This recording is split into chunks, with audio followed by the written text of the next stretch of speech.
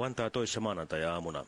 Koiranäyttelyssä Helsingissä viikonloppuna olleen oululaisnaisen silmään osuu epätavallisen näköinen kuvio korkealla kirkastuvalla aamutaivaalla. Taivas on pilvetön, näkyvyys hyvä. Mukana oleva kamera otetaan onneksi esille. Mikä tuo?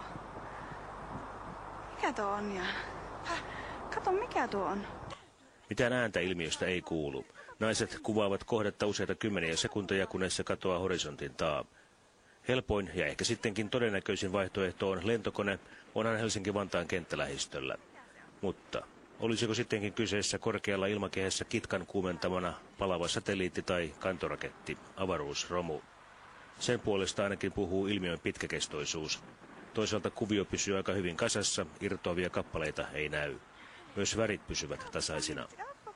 Onko kyseessä meteori tai peräti asteroidi, joka ohitti maapallon varsin läheltä korkealla ilmakehän yläpuolella? Mistään tällaisesta ei ole toisaalta raportoitu maailmalta. Sinne meni. Maallikon ei auta muu kuin luokitella se tuntemattomaksi lentäväksi esineeksi, tuttavallisemmin ufoksi.